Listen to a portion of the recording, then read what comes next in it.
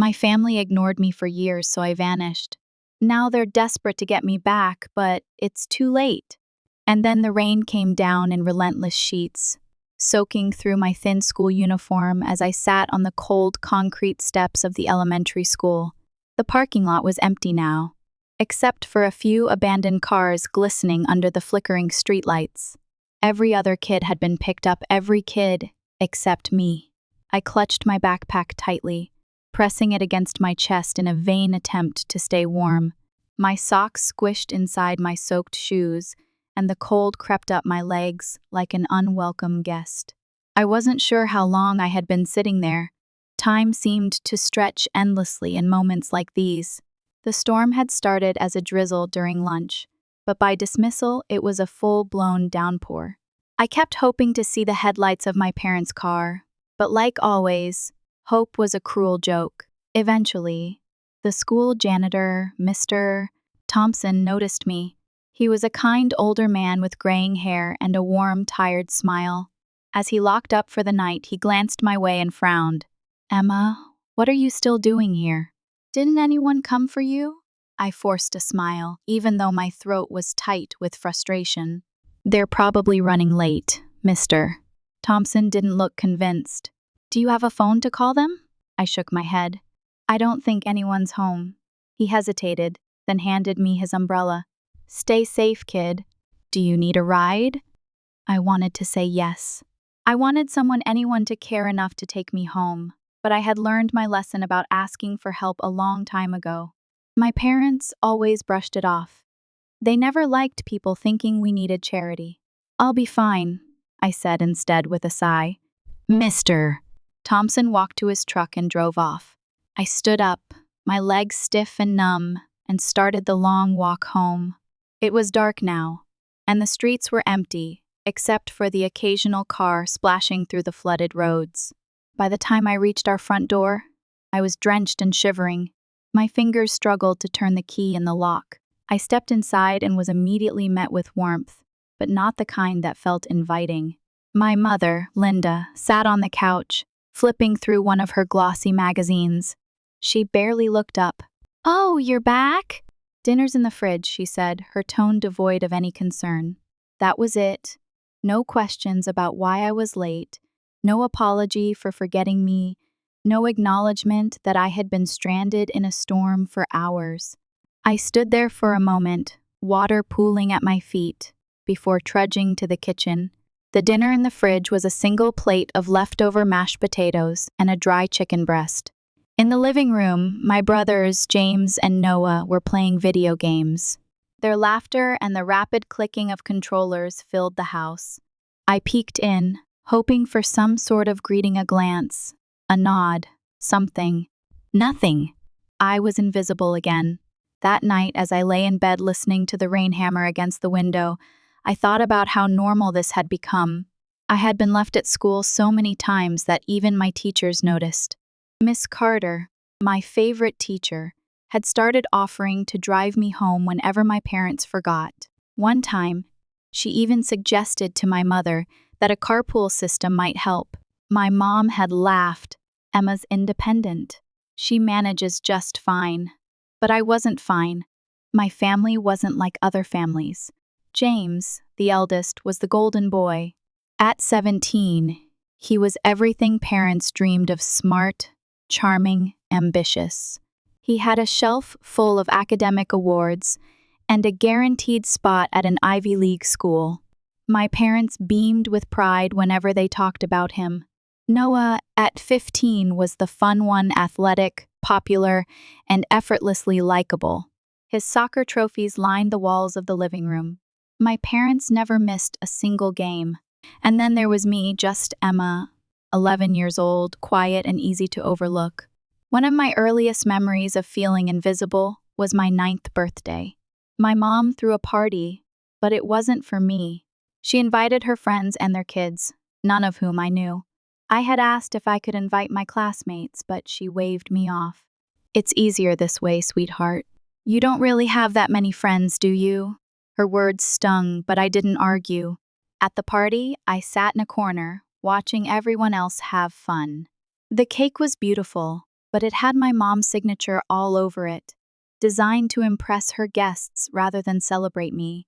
I blew out the candles while they clapped half-heartedly, and I remember wishing I could disappear. That feeling never really went away. It followed me to school, where I excelled academically but never felt celebrated. It was present at home, where every achievement of mine was overshadowed by my brother's. Once, I proudly announced I had won a writing contest. James laughed. "Wow, a writing contest? That's something." Noah smirked. "Stop trying so hard to get noticed, Emma. It's embarrassing." After that, I stopped sharing. Even my extended family played along. My aunts and uncles would smile politely when I spoke, then quickly turn the conversation back to James or Noah. My Aunt Margaret once pulled me aside at a family gathering and said, "You just need to try harder, sweetie. Make your parents proud, and they'll come around." I had tried for years, but no matter what I did, it was never enough. That night, lying in the dark, I made a promise to myself. One day, I would leave this place. I would build a life where I wasn't invisible, a life where I wasn't just Emma, the forgotten child. I didn't know how or when, but I knew I had to try. If my family couldn't see me, I would find people who could. By the time I started high school, I had learned how to blend into the background. It was easier that way, safer even. Willow High wasn't a place where you stood out unless you wanted to get knocked down, and I had already experienced enough of that at home. I wasn't popular like Noah or naturally brilliant like James, but I had my own kind of focus.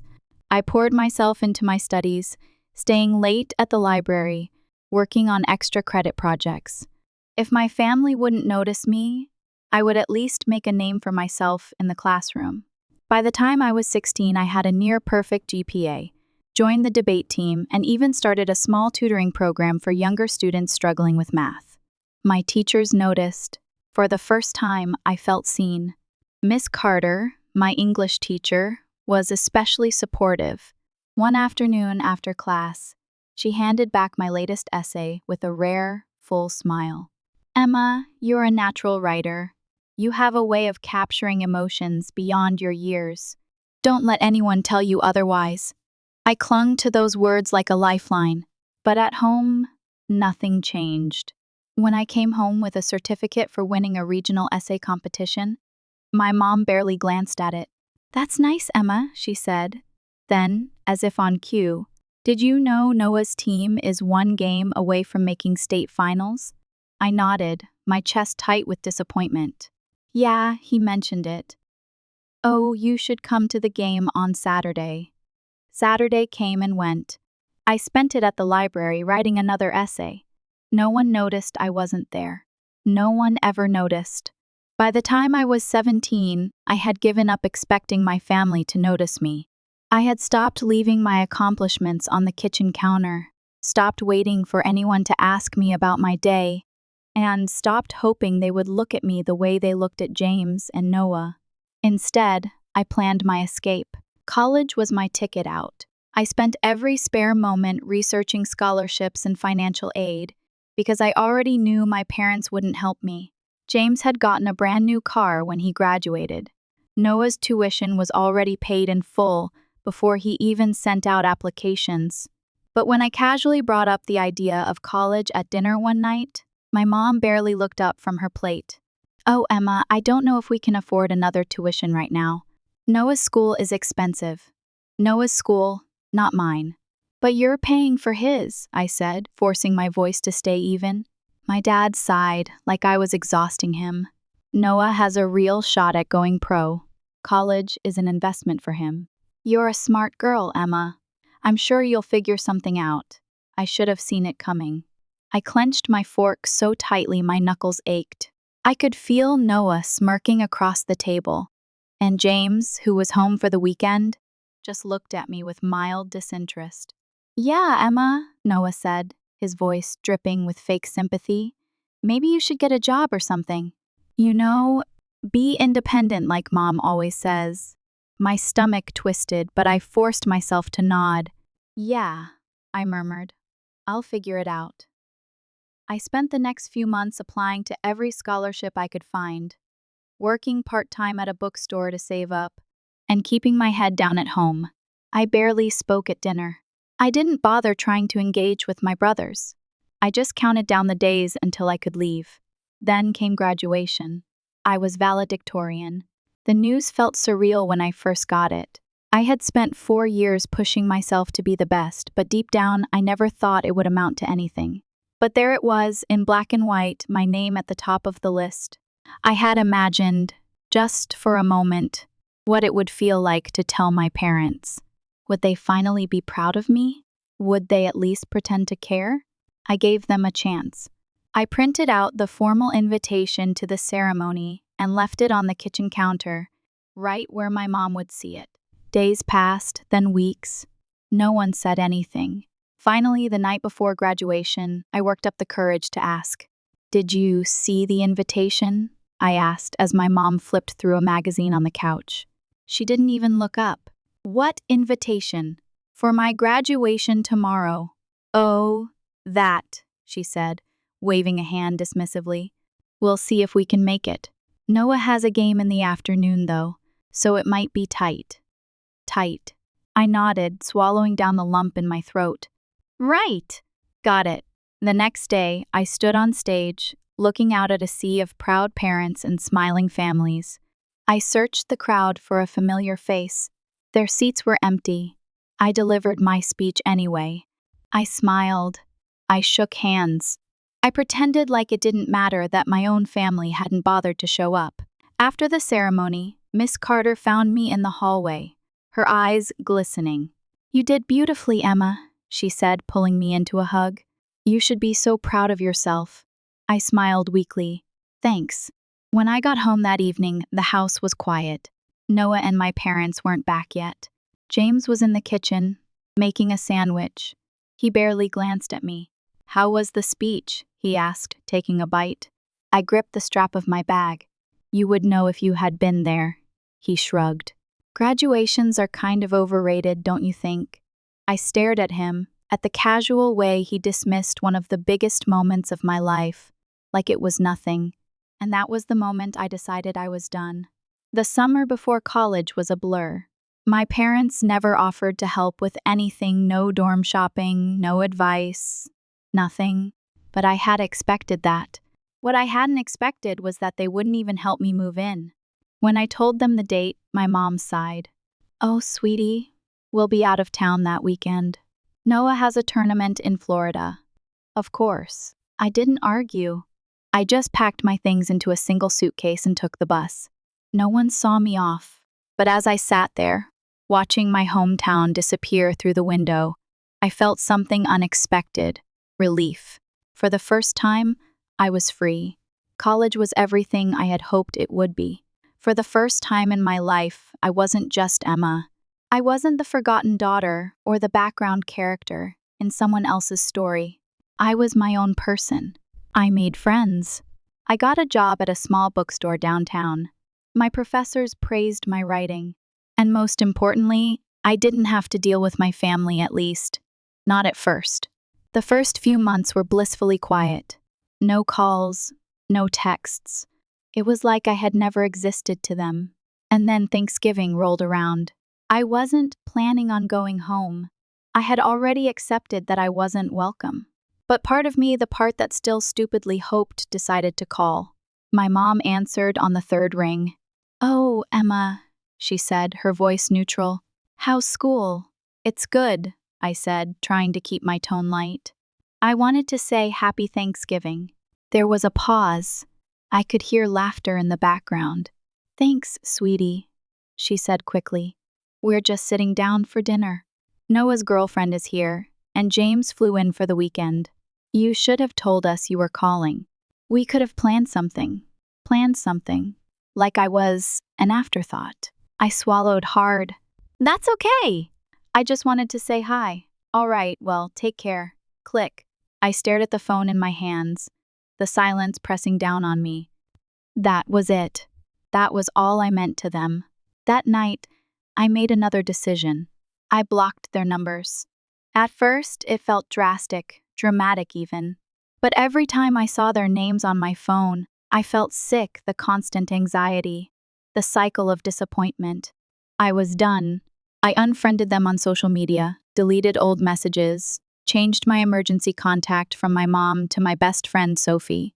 "You don't owe them anything," Sophie told me one night as we sat in her tiny apartment eating takeout. And she was right. For the first time in my life, I was choosing myself. But of course, it wasn't that simple. My parents started sending messages through mutual acquaintances. My Aunt Margaret texted, "Your mom is heartbroken. She doesn't understand why you're being so distant." Distant. Like I was the one who had abandoned them. I didn't reply. Then one day, out of nowhere, I got an email from my mom. Subject: family emergency. I stared at the screen, my heart pounding. For a second, I hesitated. Then, with a deep breath, I clicked it open. And what I read changed everything. I stared at the email, my fingers hovering over the keyboard. Subject: family emergency. Even after months of silence, the words still had power over me. I could hear my mother's voice in my head, the way she always spoke when she needed something, the slight exasperation, the expectation that I would drop everything and come running. I should have ignored it. I should have let it sit in my inbox, unread, like all the other messages I had carefully avoided. But something in me, maybe old habits, maybe some twisted sense of obligation, forced me to click it open. "Emma, I know you're upset with us, but this is important. Your father had a heart attack last night. He's stable now, but it was serious. The doctors say he needs to make lifestyle changes, and he'll be in the hospital for a few more days. I thought you should know." Mom, I reread it once, twice. I waited for panic to set in, for that gut-wrenching fear to take hold, but it didn't. Instead, I felt nothing, and that scared me more than anything. A year ago, I would have dropped everything. A year ago, I would have been on the first bus home, desperate to be included, desperate to be needed. But now I wasn't so sure if I even wanted to go back. I stood up from my desk, pacing the small dorm room. Sophie, my roommate, glanced up from her laptop. "You okay?" I hesitated, then finally said, "My dad had a heart attack." Sophie's eyes widened. "Are you?" She stopped herself, tilting her head. "Do you want to go home?" I swallowed hard. "I don't know." She didn't press me. She knew my history, knew the years of neglect, of being forgotten. And maybe that was why, after a long silence, she finally said, "Then don't. You don't owe them anything, Emma." She was right. But I went anyway. The hospital was cold, sterile. The fluorescent lights buzzed faintly as I made my way through the halls, my hands clenched into fists at my sides. It had been nearly a year since I had last seen my family, and I wasn't sure what to expect. Tears, an apology, some grand realization that they had treated me like an afterthought for my entire life? I doubted it. I found my dad's room easily. My mother's voice carried through the door, sharp and impatient. "I don't know why this happened," she was saying. "The doctor said stress is a factor, but honestly, what does David even have to be stressed about?" I froze. Noah's voice followed, amused. "Maybe because James and I are the only ones keeping this family together." My stomach twisted. Even now, even after everything. I knocked once before pushing the door open. The room went silent. My mother's lips parted in shock. Noah, sitting lazily in a chair by the window, looked up and raised an eyebrow. But my father, he just looked tired. For the first time in my life, he looked small. "Emma," my mother finally said, "you came." I ignored her and stepped forward. "How are you feeling, Dad?" He exhaled. "Better now." He tried to smile, but it didn't reach his eyes. I nodded. "Good." And that was it, the great family reunion. My mother cleared her throat. "We didn't think you'd come." I shrugged. "Neither did I." Noah scoffed. "Wow, good to see you still love the dramatics." Something inside me snapped. "Like nothing happened?" I repeated, my voice sharp.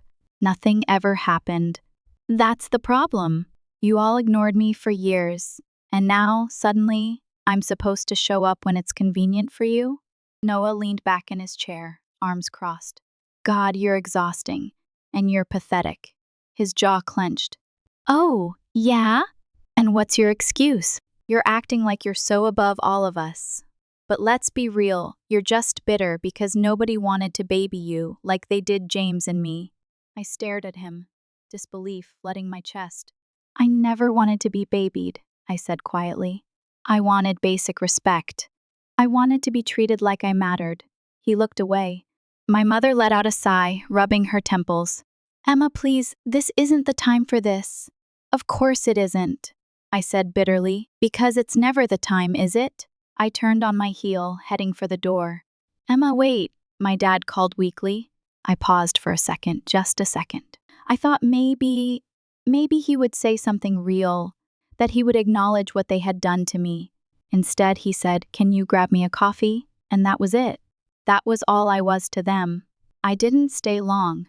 I left the hospital an hour later, taking the bus straight back to campus. I didn't check my phone. I didn't respond to my mother's weak attempt at a follow-up text. I didn't even feel sad. I felt lighter. Sophie was waiting for me when I got back to our apartment. The second I walked in, she took one look at my face and sighed. That bad? Worse. She didn't ask questions. She just handed me a carton of ice cream and a spoon. For the first time in my life, I realized something. Family isn't about blood. It's about who chooses you. And my so-called family had never chosen me. But Sophie had. My professors had. My co-workers had. I wasn't alone, and I never had to go back. A week later, I got another email from my mother. Subject, we need to talk. I hesitated. I should have deleted it, but curiosity got the best of me. Emma, your father is recovering, but he's been asking about you. I think you should come home and visit him properly. It's time we put the past behind us and start fresh. Mom. I stared at the words, waiting for something anger, sadness, longing, but all I felt was exhaustion. There was no apology, no recognition of what they had done, just an expectation that I would come crawling back, like always. I closed the email, and for the first time in my life, I didn't reply. I didn't owe them anything. I was free. I didn't reply to my mother's email. For the first time in my life, I didn't feel guilty about ignoring them. I expected more messages, more attempts to pull me back, and maybe even a call from James trying to act like the voice of reason. But the days passed, then weeks, and there was nothing. I had finally called their bluff. They didn't care, not really. And if they did, well, they sure as hell weren't willing to prove it. I threw myself into college. I focused on my classes, my job at the bookstore, and my friends. For the first time in my life, I was building something that was mine. Sophie, my best friend and roommate, noticed the change in me. You seem lighter, she said one evening as we sat on our tiny balcony drinking cheap wine. I shrugged. Because I am. No more emails, calls, nothing. She raised her glass. Well, here's to that. I clinked my glass against hers. Here's to that.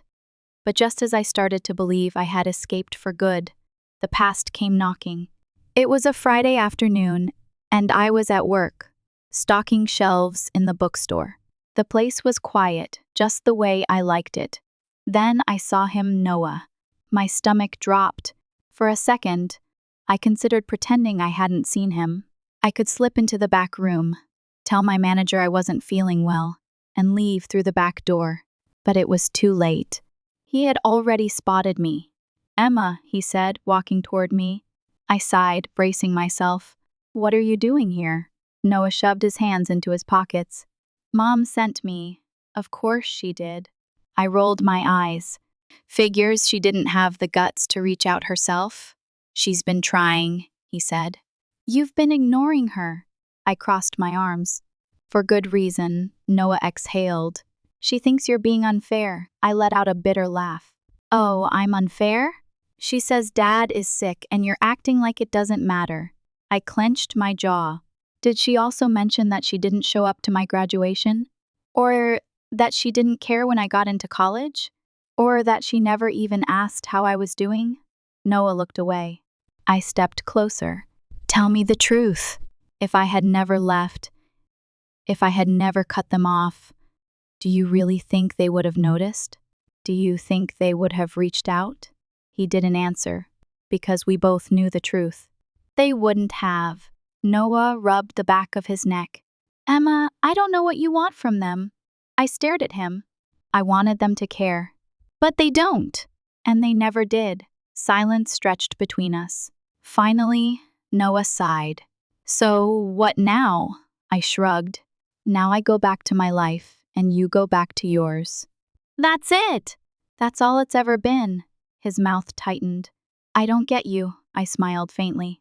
You never did. Then I turned and walked away. For the first time in my life, I didn't feel the need to look back. That night, I sat on the roof of my apartment, staring out at the city lights. I wasn't waiting for an apology anymore. I wasn't hoping for a reconciliation. I was done. I pulled out my phone, scrolled through my contacts, and deleted my parents' numbers. Then I blocked them, one by one. And just like that, I was free. Just when I thought it was over, my past came back with a vengeance. It happened 2 nights later. Sophie and I had just gotten home from a late-night study session at a cafe when I noticed my phone buzzing non-stop blocked calls, unknown numbers, voicemails. My stomach twisted. Sophie frowned. Emma, what's going on? I don't know, I admitted, unlocking my phone. The second I did, a text popped up. Noah, answer your damn phone, I sighed. Of course. I ignored it, but then another message came in. Noah, if you don't pick up, I'm coming over. I froze. How would he even know where we live? Sophie asked, reading over my shoulder. I shook my head. I don't know, but I wouldn't put it past him to find out. Then, as if the universe was trying to prove a point, there was a loud bang on our apartment door. I jumped. Sophie cursed. No way. Another bang. Emma, open the damn door. Noah. Sophie's eyes were wide. What the hell is he doing? I took a deep breath. I'll handle it. Sophie grabbed my wrist. Are you sure? I can call security. I shook my head. No, I need to end this myself. I walked to the door, my heart pounding, and yanked it open. Noah stood there, breathless, his face flushed with anger. What the hell is wrong with you? I crossed my arms. Nice to see you too. Cut the crap, Emma. Mom's losing it. Dad's asking for you. You just disappear, block everyone, and think that's okay? I met his glare without flinching. Yes, his jaw tightened. You're so selfish. I laughed, a sharp, bitter sound. Oh, I'm selfish? That's rich coming from you. You don't even care, do you? He snapped. Dad could be dying, and you don't give a damn. I clenched my fists. You don't get to say that to me. Not after everything. Not after the years of being ignored, of being treated like I didn't matter. Where was this energy when I was stranded at school? When I was left out of everything? When I needed someone to give a damn?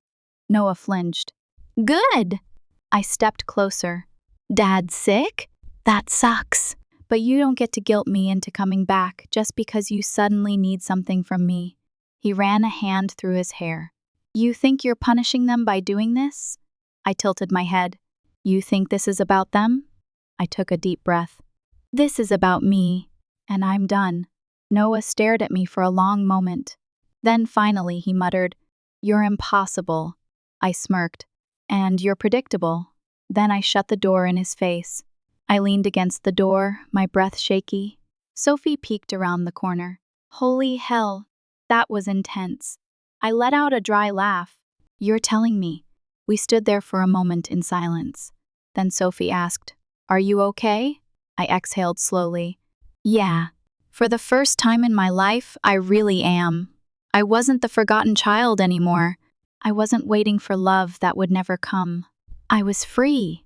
And nothing, not my parents, not Noah, not the past, was ever going to take that away from me. For the first time in my life, I truly believed it was over. After slamming the door in Noah's face, I expected some fallout, maybe another round of messages, maybe another visit. But the silence stretched on. Days passed, then weeks.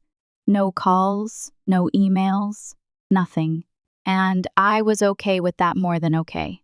Until one night, when everything changed. A night like any other, Sophie and I had spent the evening watching bad horror movies, curled up on the couch with a pile of snacks. It had become our ritual, a way to decompress after brutal weeks of school and work. Around midnight, I stretched and yawned. "All right, I'm heading to bed. Got an early shift tomorrow," Sophie groaned. "Come on, one more movie." I laughed. "You said that 2 movies ago," she pouted. "Fine. Sleep well, traitor." I rolled my eyes and headed to my room, closing the door behind me. As soon as I collapsed onto my bed, exhaustion hit me like a truck. My body was grateful for the rest, but my mind felt uneasy, like an itch I couldn't quite scratch. Something felt off. I tried to ignore it, chalking it up to leftover stress from Noah's visit. Then I heard a noise outside my window, soft, faint, but there. I sat up slowly, heart hammering. My window faced the fire escape, but we were on the 3rd floor. No one should be out there. I held my breath, listening. Silence. Maybe I imagined it. Shaking my head, I lay back down. My eyes fluttered shut. Thump! Louder this time. I bolted upright. That was not my imagination. I reached for my phone, my fingers trembling. Just as I was about to text Sophie, my bedroom door creaked open. I nearly screamed until I saw Sophie's face peeking through. "Did you hear that?" she whispered.